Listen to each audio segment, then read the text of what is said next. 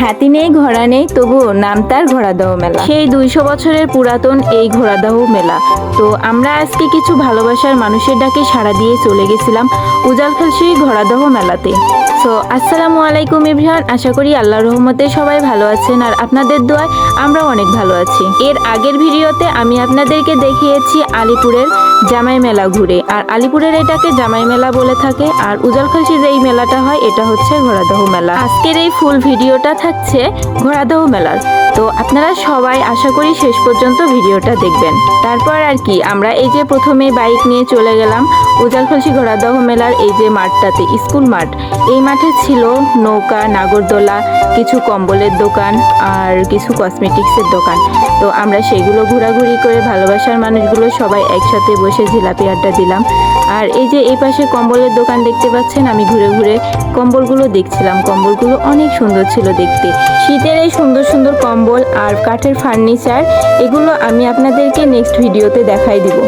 এগুলো দেখা দেখি শেষে আমরা একদম চলে গেছি মেলার যেটা মেন মাঠ, সেই মাঠে। এখানে এসে তো দোকানের কোনো শেষ নেই। এখানে ছিল হরেক রকমের দোকান, বাচ্চাদের খেলনার দোকান, কসমেটিক্সের দোকান, আচারের দোকান, আরও বিভিন্ন ধরনের খাবার আইটেমের দোকান।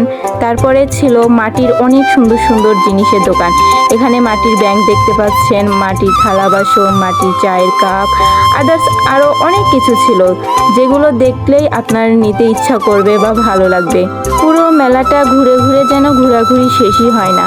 মেলাতে যদিও ঠেলা, তারপরেও কিন্তু ঘুরতে অনেক বেশি ভালো লাগে। আসলে এটা কথার কথা, মেলাতে গেলে নাকি ঠেলা খেতে হয়। এবারের মেলা কিন্তু অনেক ফাঁকা ছিল।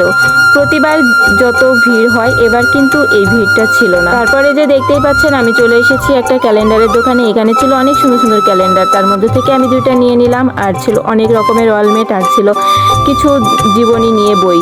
আর এইদিকে ছিল বার্গারের দোকানটা।